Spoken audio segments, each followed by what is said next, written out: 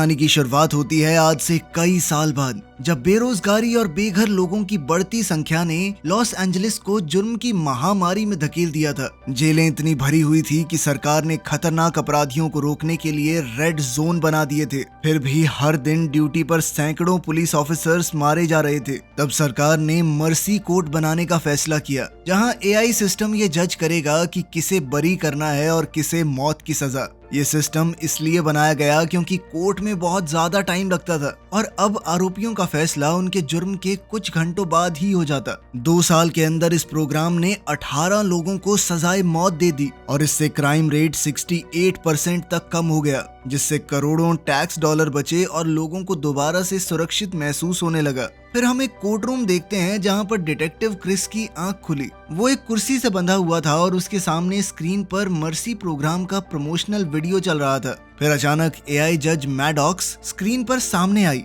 और उसने घोषणा की कि अब ट्रायल शुरू हो सकता है, क्योंकि क्रिस की शराब आखिरकार उतर चुकी थी। उसने बताया कि क्रिस लगभग 6 घंटे तक बेहोश रहा और साथ ही कहा कि कसम खाओ, जो कहोगे सच कहोगे। जब क्रिस ने बाइबल पर हाथ रख के कसम खाई तो मैडॉक्स ने खुलासा किया कि तुम्हारे ऊपर तुम्हारी पत्नी के कत्ल का आरोप है। बॉडी कैम फुटेज में पुलिस की एक टीम क्रिस के घर में घुसती दिख रही थी। उन्होंने उसकी पत्नी निकोल को जमीन पर खून से लथपथ पड़ा हुआ देखा और उनकी बेटी ब्रिट उसके सामने रो रही थी। निकोल को चाकू मारा गया था और जब पुलिस ने पूछा कि ये किसने किया तो उसने क्रिस का नाम लिया। ये देखकर क्रिस दहशत में आ गया। अपना नाम सुनते ही उसके होश उड़ गए। मैडॉक्स ने बताया कि निकोल को जब चाकू लगा उस वक्त घर में क्रिस के अलावा कोई दूसरा मौजूद नहीं था। अब क्रिस को लगा कि वो झूठ बोल रही है, इसीलिए उसने जब इंटरनेट सर्च किया तो उसे पता चला कि उसका नाम हर एक न्यूज चैनल पर चल गया था। न्यूज में उसकी गिरफ्तारी और मर्सी प्रोग्राम के लिए उसका समर्थन दिखाया गया। असल में क्रिस और उसकी पार्टनर जैक ने ही हत्यारे डेविड को पकड़ा था, जो मर्सी ट्रायल का पहला क्रिमिनल था।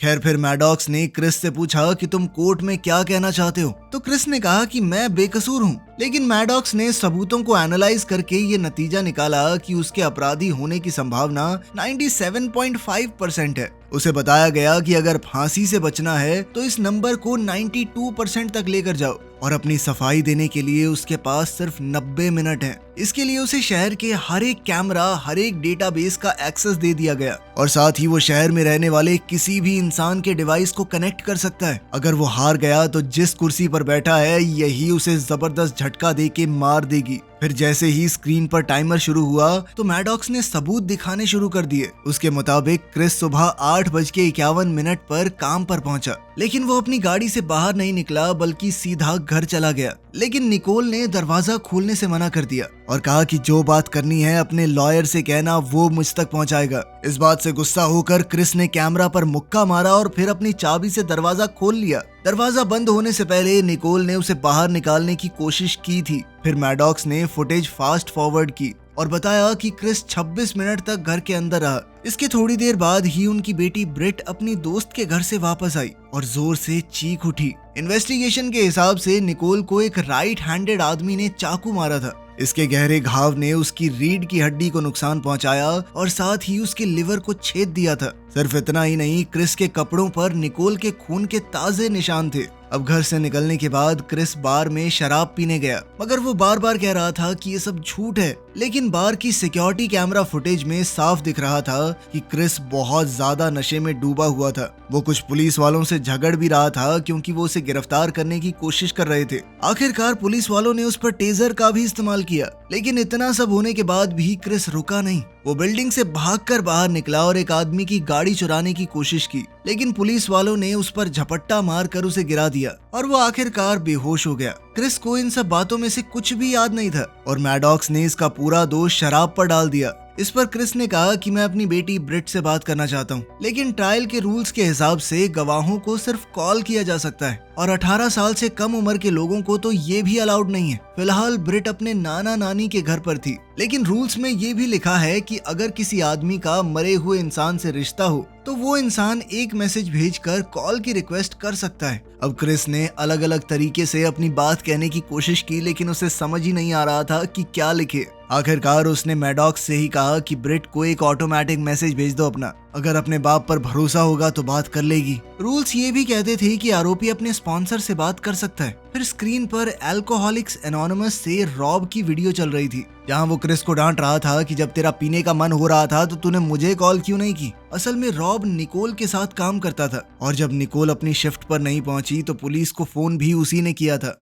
इसके बाद मैडॉक्स ने उन दोनों के रिश्ते की पूरी प्रोफाइल दिखाई। क्रिस और निकोल 20 साल पहले प्यार में पड़ गए थे और फिर 3 साल बाद उन्होंने शादी भी कर ली, जिसके लगभग 1 साल बाद ब्रिट पैदा हुई। उनकी जिंदगी खुशहाल चल रही थी, मगर फिर क्रिस का पार्टनर रे ड्यूटी के दौरान मारा गया, जिसके बाद क्रिस दोबारा से शराब की लत में पड़ गया। ये चीज धीरे धीरे उनके परिवार को तोड़ रही थी। आखिरकार निकोल ने तलाक के बारे में सोचना शुरू कर दिया। उसके परिवार और दोस्तों को भेजे गए मैसेजेस से पता चला कि पिछले 6 महीनों में क्रिस 57 बार अपना आपा खो चुका था। फिर एक और वीडियो में ब्रिट एक लड़के से बात करती हुई दिख रही थी, जिसे क्रिस बिल्कुल भी पहचान नहीं पाया। तब पता चला कि ब्रिट के सीक्रेट सोशल मीडिया अकाउंट थे, जहां वो अपनी पार्टी आउटफिट पोस्ट करती थी। वो अपनी दोस्त को बता रही थी कि उसकी माँ रो रही है। उसके पापा अक्सर दारू पीने के बाद गुस्से में आ जाते हैं। इसी बीच ब्रिट ने क्रिस को कॉल किया और बुरी तरह रोने लगी। क्रिस ने उसे यकीन दिलाया कि मैंने माँ को नहीं मारा, मुझे गलत गिरफ्तार किया इन्होंने। लेकिन अफसोस ब्रिट के नाना ने उससे जबरदस्ती फोन कटवा दिया।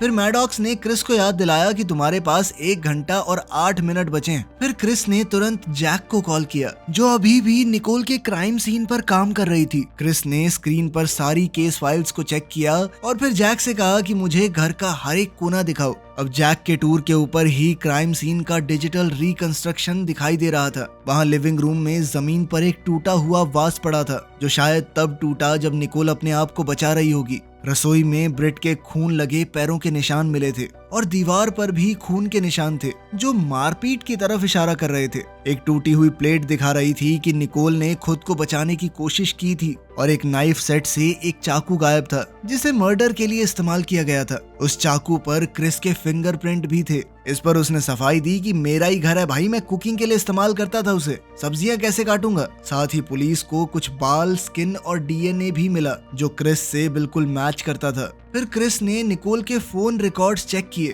क्योंकि उसे याद था कि वो झगड़े के बाद किसी को तो टेक्स्ट कर रही थी, लेकिन उस वक्त के आसपास का कोई भी टेक्स्ट या कॉल रिकॉर्ड भी नहीं मिला। तब क्रिस ने पूछा कि उसका काम वाला फोन भी था। मैडॉक्स को ये पता नहीं था कि निकोल के पास दूसरा फोन भी है, इसीलिए उसने क्रिस के कॉल रिकॉर्ड से नंबर निकाला और उस पर फोन किया। उधर घर में जैक को कहीं से रिंगटोन सुनाई दी। वो उस आवाज का पीछा करते हुए बाहर खड़ी एक गाड़ी तक जा पहुंची। उसने गाड़ी का शीशा तोड़ दिया और निकोल के फोन को बाहर निकाला, लेकिन तब पता चला कि ये फोन तो रजिस्टर्ड ही नहीं है। इस फोन का उनके पास कोई रिकॉर्ड नहीं था। इस बरामद किए गए फोन से पता चला कि इस फोन से सिर्फ एक ही नंबर को कॉल और टेक्स्ट भेजे गए थे और वो नंबर भी इसी तरह ब्लैक मार्केट से खरीदा गया था, वो भी रजिस्टर्ड नहीं है। मैडॉक्स ने उस खुफिया नंबर पर कॉल किया, लेकिन जैसे ही सामने वाले ने उसकी आवाज सुनी उसने तुरंत फोन काट दिया, मगर इतना काफी था लोकेशन को ट्रैक करने के लिए। और फिर जैक अपनी फ्लाइंग बाइक पर वहां के लिए निकल पड़ी। इंतजार करते हुए मैडॉक्स को एहसास हुआ कि क्रिस पहले से ये बात जानता था कि निकोल कुछ तो छुपा रही है, और इस पर उसने बताया कि तुम्हारे अपराधी होने की परसेंटेज अब 0.1% कम हो चुकी है। उधर फोन एक होटल में मिला और कोई उसे पीछे के दरवाजे से बाहर ले जाने वाला था। अब जैक 2 और ऑफिसर्स के साथ उस बैक डोर को ब्लॉक करने के लिए दौड़ी, जहां से पैट्रिक नाम का आदमी भागने की कोशिश कर रहा था। जैसे ही उसने पुलिस को देखा वो वापस अंदर भागा और फिर चूहे बिल्ली का खेल शुरू हो गया। मैडॉक्स ने उसकी प्रोफाइल को चेक किया तो पता चला कि वो एक शेफ है जिसने अपना किराया नहीं भरा था और उसके ऊपर 2 ठगी के आरोप भी लगे थे। ऑफिसर्स ने पैट्रिक का होटल के अंदर पीछा किया, लेकिन वो ऐसे इलाके में घुस गया जहां पर कैमरा नहीं थे और फिर उन्हें चकमा देने में कामयाब हो गया। लेकिन फिर जैक ने एक ड्रोन भेजा जिसने पैट्रिक को छत पर ढूंढ लिया और ऑफिसर तुरंत उसके पीछे पहुंच गए। आखिरकार उन्होंने उसे धर दबोचा। अब पैट्रिक ने दावा किया कि मैंने कुछ नहीं किया, मैं तो सिर्फ इसलिए भागा क्योंकि मैं डर गया था, पुलिस वालों पे भरोसा नहीं है मुझे, तुम क्या पता क्या इल्जाम लगा दो। क्रिस हैरान था कि निकोल ऐसे आदमी के साथ क्या कर रही थी। इस पर पैट्रिक ने कहा कि मैंने निकोल को वो सब कुछ दिया जो क्रिस नहीं दे पाया था। उसने माना कि मेरा निकोल के साथ रिश्ता था, हम कुछ डेट्स पर भी गए थे, लेकिन बात कभी ज्यादा आगे नहीं बढ़ी।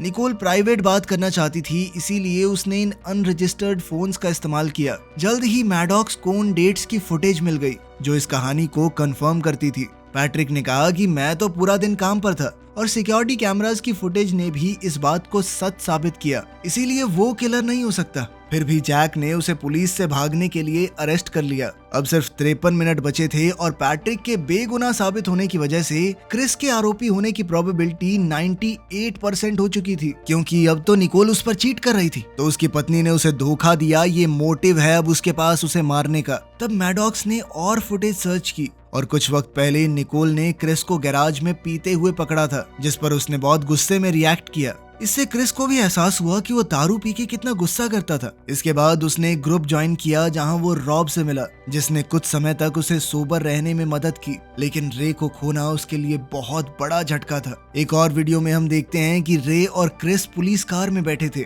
और एक अपराधी के पास जाने की तैयारी कर रहे थे। तभी क्रिस को निकोल का कॉल आ गया, तो रे ने कहा कि तू बात कर ले और फिर अकेला बाहर निकल गया। बदकिस्मती से उस क्रिमिनल ने रे पर गोली चला दी और फिर अपनी गाड़ी से पुलिस कार में टक्कर मारकर उसे कुचल दिया। क्रिस ने तुरंत रे को वापस गाड़ी में बैठाया और हॉस्पिटल ले जाने का वादा किया, लेकिन साथ ही वो क्रिमिनल का पीछा भी करता रहा। उसने अपनी कार से उस आदमी की गाड़ी को जोर से टक्कर मारी, जिससे वो पलटकर क्रैश हो गई, मगर इस दौरान रे अपनी चोटों की वजह से मर गया। क्रिस ने उस आदमी का पीछा जारी रखा और उसे पानी के पास घेर कर गिरफ्तार किया, लेकिन बाद में उसे बाइज्जत बरी कर दिया गया। इस बात का क्रिस को बहुत गहरा पछतावा था कि जब मौका मिला था तो उसने उसे गोली क्यों नहीं मारी। खैर, मैडॉक्स को इन सब बातों में कोई दिलचस्पी नहीं थी और उसने क्रिस से कहा कि अपने केस को बचाने की कोशिश करो, इस पर ध्यान दो अभी। क्रिस ने बताया कि जैसे ही मैं काम पर पहुंचा तो मैंने देखा कि गाड़ी में रखी हुई दारू की बोतल गायब है और उसे तुरंत समझ आ गया कि निकोल ने ढूंढ ली होगी वो,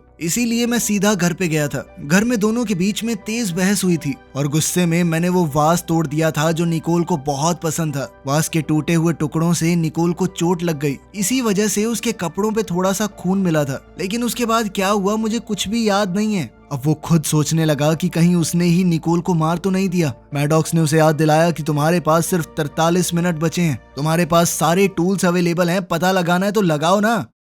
अब क्रिस ने जेल में बंद पैट्रिक को कॉल किया और पूछा कि क्या निकोल किसी टेंशन में थी। तब पैट्रिक ने बताया कि ऑफिस में उस पर काफी प्रेशर था, क्योंकि कुछ केमिकल्स गायब हो गए थे और उसे अपने ही कोवर्कर्स पर नजर रखनी पड़ रही थी। ये सुनते ही क्रिस को लगा कि शायद क्रिमिनल निकोल के ऑफिस से हो सकता है, लेकिन मैडॉक्स ने बताया कि संडे की बारबेक्यू पार्टी के बाद उनमें से कोई भी उनके एरिया में नहीं देखा गया। फिर क्रिस ने जैक को वाइकिंग शिपिंग डिपो भेजा, वो वही कंपनी थी जहां निकोल काम करती थी। इंतजार करते हुए क्रिस उस बारबेक्यू पार्टी की क्लिप्स देखने लगा ताकि निकोल के कोवर्कर्स को पहचान सके। मैडॉक्स ने कहा कि उन सब के पास कोई ना कोई था जो ये गारंटी ले सके कि हाँ, मर्डर के टाइम पर ये आदमी हमारे साथ ही था। फिर क्रिस ने अपने पड़ोसी के कैमरा की फुटेज को चेक करने को कहा, लेकिन उसमें कुछ खराबी आ गई थी और फुटेज अब दोबारा से निकाली जा रही थी। फिर उसने बारबेक्यू में कार से आए लोगों की फुटेज को देखा और उसने नोटिस किया कि रॉब की गाड़ी में 3 एक्स्ट्रा लोग थे। क्रिस ने रॉब को फोन करके पूछा कि उसने किसको लिफ्ट दी थी। रॉब ने उनके नाम बताए और कहा कि वो लोग मेरे साथ वापस नहीं आए,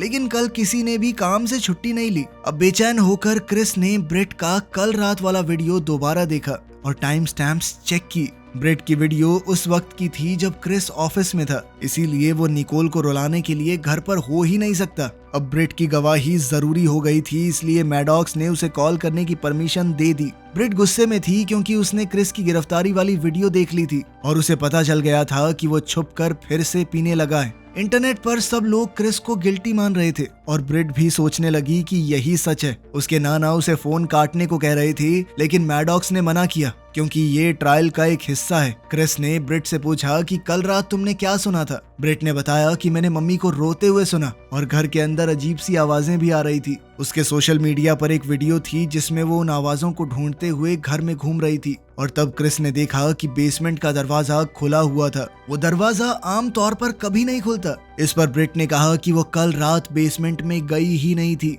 फिर क्रिस ने मैडॉक्स से तुरंत इमेज क्लियर करने को कहा और तब उन्हें दरवाजे पर एक हाथ नजर आया। इसका मतलब ये था कि बारबेक्यू का एक मेहमान पार्टी के बाद गया ही नहीं था और 2 दिन से बेसमेंट में छुपा हुआ था। उस रहस्यमयी आदमी को पहचानने के लिए उन्होंने निकोल की कंपनी के सर्वर चेक किए। ईमेल्स देखते हुए क्रिस को पता चला कि कोई तो नकली स्टॉक रिकॉर्ड्स बना रहा था ताकि पिछले 6 महीनों में गायब हुए 300 किलो केमिकल्स को छुपाया जा सके। वो केमिकल यूरा ग्रेन्युलस था जो फर्टिलाइजर और डर्मेटोलॉजिकल प्रोडक्ट था। वो रेड जोन्स में कुछ बेहद खतरनाक गैर कानूनी चीजें बनाने में काम आता था। फिर क्रिस ने देखा कि एक ईमेल में निकोल को डॉक्स पर मिलने को कहा गया था, इसलिए क्रिस ने उस मीटिंग का सिक्योरिटी फुटेज निकाला। फुटेज में निकोल को होल्ट के साथ बहस करते हुए देखा गया, जहां होल्ट कह रहा था कि पुलिस के पास मत जाना, मुझे कुछ और दिन दे दो, मैं सब सही कर दूंगा। मगर निकोल ने मना कर दिया क्योंकि उसकी अपनी नौकरी दांव पर लगी हुई थी और गुस्से में होल्ट अपना सामान इधर उधर फेंकने लगा।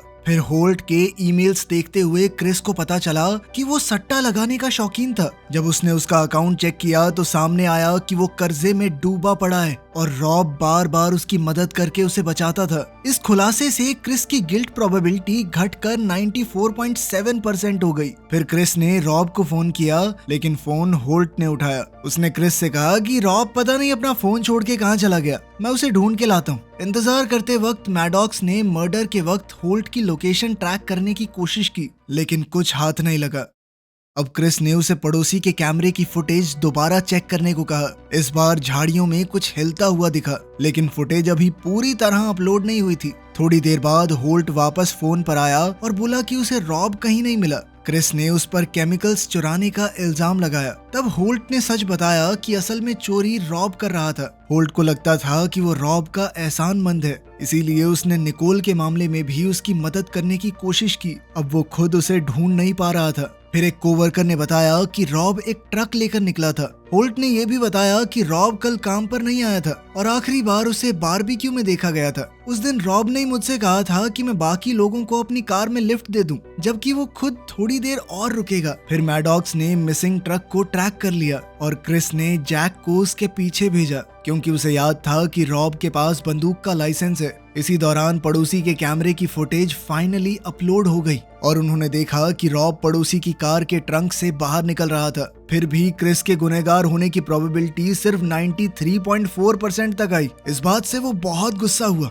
उसने मैडॉक्स से बहस करनी शुरू की और उसके इतने गहरे सवालों की वजह से मैडॉक्स थोड़ी देर के लिए ग्लिच करने लगा। खैर अब सिर्फ 19 मिनट बचे थे। क्रिस ने जंगल में रहने वाले अपने कुछ दोस्तों से कांटेक्ट किया और उन्हें रॉब की बंदूकों के बारे में बताया। अब जैक और उसकी टीम ने रॉब के घर को घेर लिया और अंदर घुस गए लेकिन वो कहीं नहीं मिला। क्रिस ने देखा कि बाहर ट्रक खड़ा ही नहीं है। तब उसे समझ आया कि रॉब ट्रैकर निकाल कर ट्रक को घर पर ही छोड़ गया और वो खुद कहीं और ही निकल चुका था। फिर मैडॉक्स ने पूरे शहर में ट्रक को ढूंढा लेकिन लाइसेंस प्लेट नहीं मिली, मतलब रॉब ने उन्हें भी उतार दिया था। अब क्रिस ने जैक से वाइकिंग शिपिंग कंपनी के ट्रक के लिए अलर्ट जारी करने को कहा। रॉब के घर में पुलिस को एक टूटी हुई तस्वीर मिली जिसके फटे हुए कोने पर एक हाथ नजर आ रहा था। असल में रॉब बचपन में एक चिल्ड्रंस होम में पला बड़ा था और उसके रिकॉर्ड्स एक डेटा हैक में खो गए थे, इसीलिए मैडॉक्स को असली फोटो ऑनलाइन ढूंढने में वक्त लगने लगा। बाद में गैराज के अंदर पुलिस को केमिकल्स और जले हुए सबूत मिले। औजार देखकर समझ आया कि रॉब केमिकल्स को बेच नहीं रहा था बल्कि उनसे बहुत खतरनाक चीजें बना रहा था। ट्रक की नंबर प्लेट्स भी वहीं पर मिली, साथ ही एक किताब जो केमिकल से बम बनाने का तरीका सिखाती थी।